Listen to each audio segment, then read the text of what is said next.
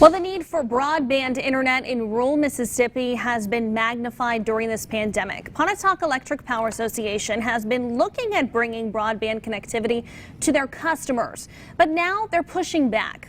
For a little background information, back in 2019, a former Governor Phil Bryant signed House Bill 366, giving the state's electric cooperatives or co-ops the legal authority to offer high-speed internet service. And since then, 10 North Mississippi co-ops have taken the necessary steps to provide broadband to their customers. Today, there's more than $75 million on the table for broadband expansion. This bill was passed just a few weeks ago. And then on Friday, 15 co-ops applied for that grant, except Pontotoc Electric Power Association.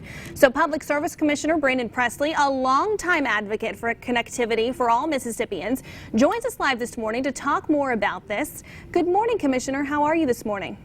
Good morning, Maureen. Glad to be with you. Good to see you. Well, what's the deal? I mean, I don't know how much more frank I can be. PEPA said if they could get grant money, they would do it, if they could get some substantial grant money, but they're not. What's the problem? Well, you know, that's one of the most disappointing things for me. We fought very hard over the last 3 weeks to make sure that state funds were allocated during the pandemic for broadband expansion. And, you know, I can't answer the question. I had hoped that Pontotoc Electric, they had submitted a project actually back in May to the legislature. We took that project along with others and fought hard to get those dollars on the table to make sure that they would be able to get grant dollars to get started. And actually, these grant dollars would have went to the areas in which lacked connectivity at all. So these would have been to the most disconnected areas in their territory. And Friday came and they chose not to apply for the dollars. If you look at that compared with the fact that we had 2 co-ops here in North Mississippi who already were not actually in the broadband service provision business, actually applied. Fort County Electric and Natchez Trace Electric both applied for projects for around $5 to $6 million apiece, and Pontotoc chose not to. I'm just very disappointed. I share the frustration of the members of Pontotoc Electric Power, their member owners, because this is a I don't want to say a once in a lifetime opportunity, but it is one-time money that won't be back around again. And I had hoped that they would apply. They have one of the service territories in Mississippi that is one of the most disconnected in many ways. And I think that, you know, we just have to start over from scratch to see where we go from now. Commissioner, I know a lot of people are frustrated about this, you included, of course, but these customers that live in the Pontotoc County area, what are you hearing from them? Well, you know, I've heard from literally hundreds of them over the last few days.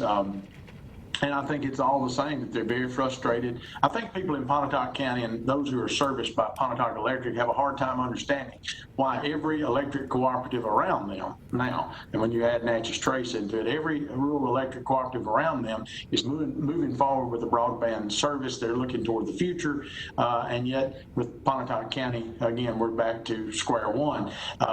These people are very upset. They want to know what they can do to talk with their board members, hopefully to try to at least change some minds. But we've been at this process, Morgan, since the fall of last year, and there have been a lot of missteps along the way. I don't want to be accusatory in tone, but there have been a lot of mistakes made along the way by Pontotoc Electric. And the unfortunate thing is, at the end of the day, the people who live in this territories, they are not going to get internet service in the most rural areas for a long, long time if they're sitting around waiting on AT&T or others to come serve them, because if they were going to bring a broadband service to the most rural parts of Pontotoc County, they'd already be there.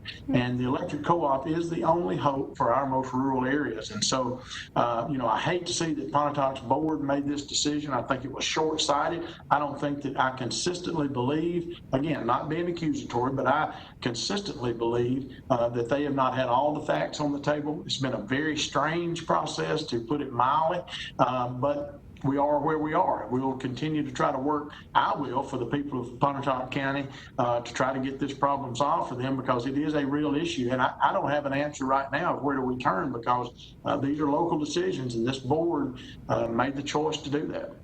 So what is next? I mean, is there a chance that there's a meeting that these people can attend, or should they be writing PEPA?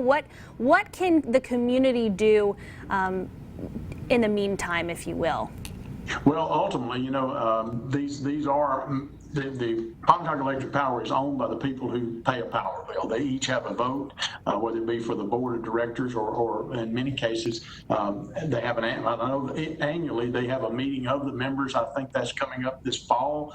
The real problem, Morgan, is that the train has somewhat left the station. I mean, on Friday when 5 o'clock came and there was no application, there is no going back now and making an application because the law is clear that those applications had to be in Friday by 5 o'clock. I was there when all the applications were delivered, and so we've got to try to come up with another way to get this problem fixed. And I honestly do not know what that is right now. I've talked with other co-ops about possibly coming over and bringing broadband into Pontotoc County, but as you might guess, co-ops like Tom Bigby and Northeast Electric Power, they're going to serve their own member owners first before they go into another county. And I think this has thrown Pontotoc County back 20 years. Well, and like you said, I mean, they have a responsibility, you know, Northeast and Tom Bigby to the people that live in their area right now. So that's right. They're member owners. You know, they're the ones that own those power companies, and it's hard to entice them to go into a territory where, although, you know, they would have the best intentions and do it for the right reasons, to go and build out somewhere that they don't actually even serve electricity before they serve their own people. That's a bridge too far. And so, you know, I'm very disappointed with the board's decision. I don't know where we go from here, except that the members need to make sure that their voices are heard, that they contact their board members if the board members are willing to listen. I mean, that has been I felt like a couple of weeks ago we had good progress and that there were things going on. I had been somewhat assured by Pontotoc Electric that if we were able to get this grant program opened up, then they would in fact apply, and we fought like the dickens to get the grant program opened up, and they didn't apply. And so you can, you know, it's one step up and two steps back. All right, well, some frustration on both sides, I guess you can say at this point, and there's still a lot of work to be done. So thank you so much for your time and your service to North Mississippi. We look forward to talking to you again soon, Commissioner. Thank you so much. Have a great day. Thanks, Morgan. Thanks for letting me be on.